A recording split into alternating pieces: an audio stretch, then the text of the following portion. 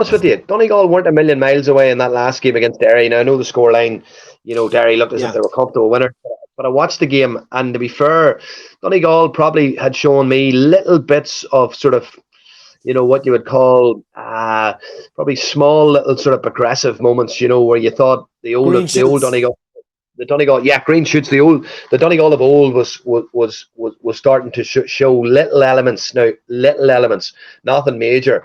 They play Monaghan obviously this weekend. I think Derry will take care of Clare quite comfortably. Yeah, It's an opportunity obviously for Colin Collins to maybe look at next year and give a load of young lads a bit of game time and maybe integrate some fresh faces into the Clare team.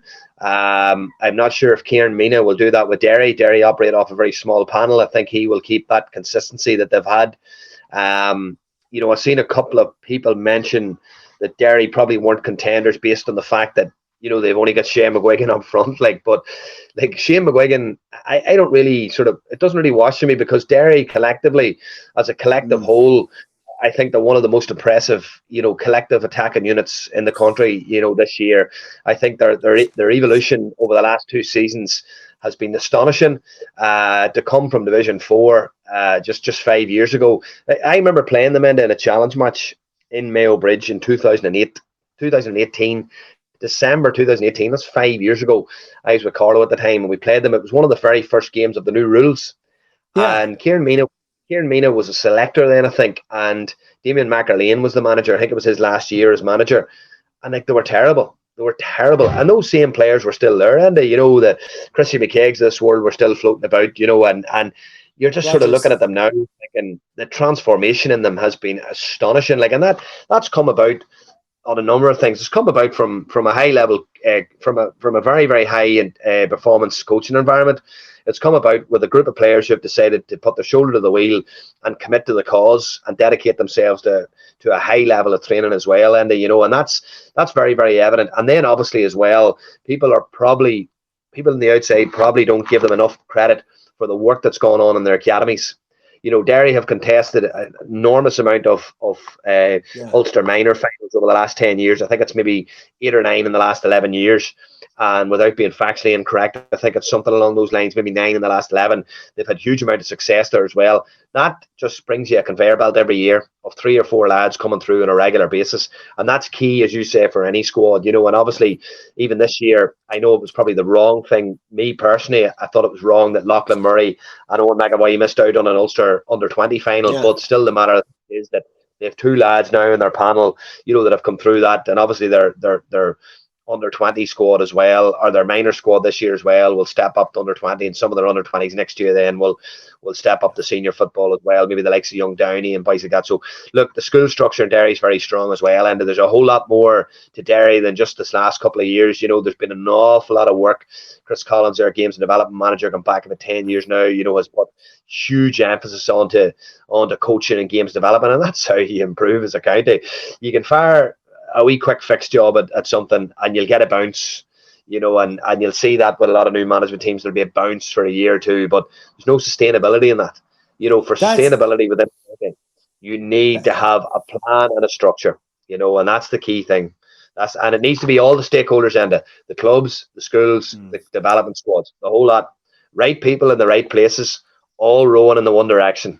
All rowing Well, in the one you direction. you know as well as this, Stevie, as well as I do. We'll say chairman is in the job for, is it 4 or 5 years, and ego comes into play here, where he wants the team, as you said, a short fix here. He'll throw money at the senior team, no long term vision here, and they just, as in, they might get a year bounce, but that's it then for another few years. That's they just kind of throw money. They'll get some high profile guys in, Yeah.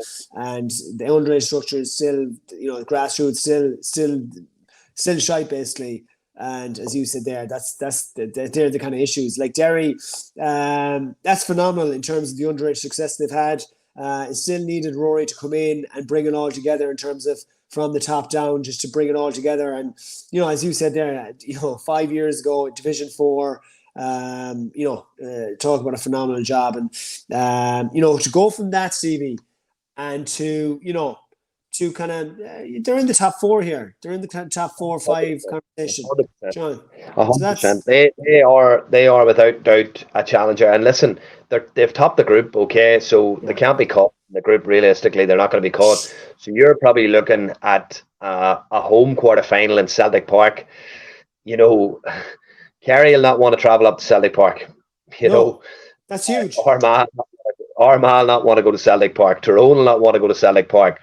Dublin will not want to go to Celtic Park. Roscommon No, certainly won't want to go to Celtic Park. No one will want to go there. no. It's the quarter final. It's nearly the one that no one wants. And that's the thing. A home quarter final gives Derry a massive chance to be back in an All Ireland semi final. I know they got a bit of criticism last year, for the way the wheels came off against Galway.